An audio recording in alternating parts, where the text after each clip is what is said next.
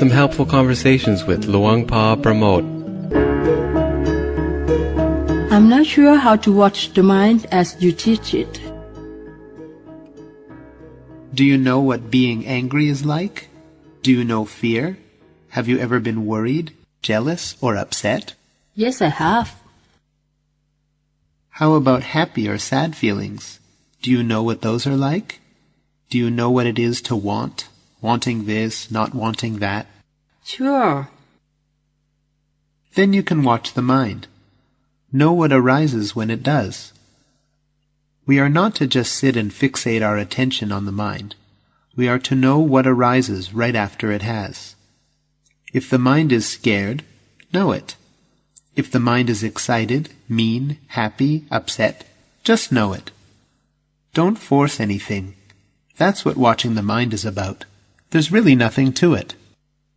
I practice watching and knowing what happens. Do you see the defilements often? Yes, I do. I am able to just see them in a neutral way. That's good.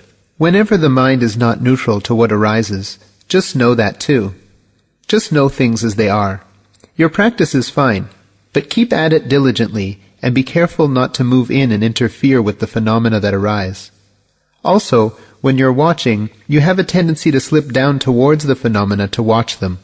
Just know when this happens. Should I practice sitting and walking meditation formally, or can I just watch my mind in daily life? If you are able to meditate, it is a good idea. But when you do, make sure you don't force the mind to be still. That is what most people do. Remember these words. Sit and watch the body and mind. Walk and watch the body and mind. Don't sit or walk and force the body and mind in any way. If you do apply force or start thinking, just know it after it happens. Some helpful conversations with Luang Pramote from February 28, 2009. I have read your teaching and the practice of mindfulness in daily life. I think that I try too hard and must be holding my attention on mental phenomena too tightly.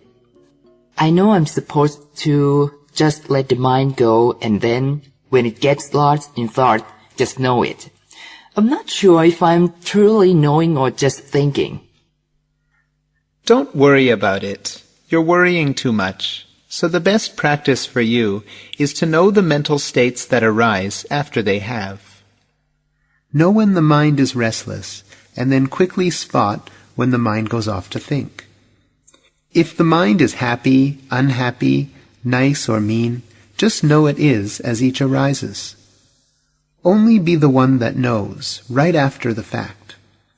Don't intently wait for phenomena, or presume you will know what will arise. This will cause stress. Just know in a comfortable and relaxed way. You already know that your feelings change all day long, right? Everyone's do. The only small difference in your case will be that you know each time they do. When the mind is happy, unhappy, nice or mean, you will know it. See the mental states change throughout the day. Take it easy and enjoy the practice. You can do it. It's not too hard.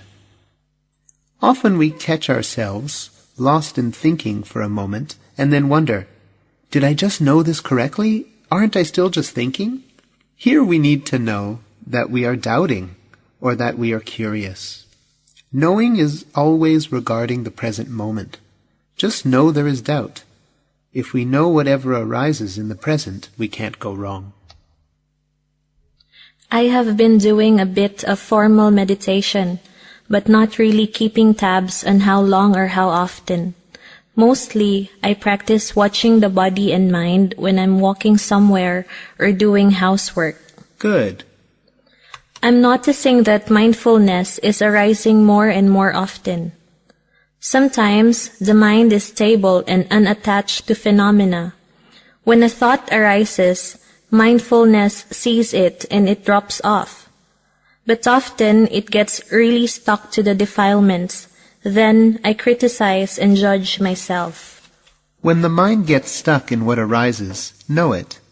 If it then detaches from the phenomenon, know that too. Don't get angry at the mind for its antics. Have compassion for it instead. When anger or disliking arises, do your best to quickly see that it has. When we know in this way, the anger will drop off, and the mind will become more and more impartial to what arises.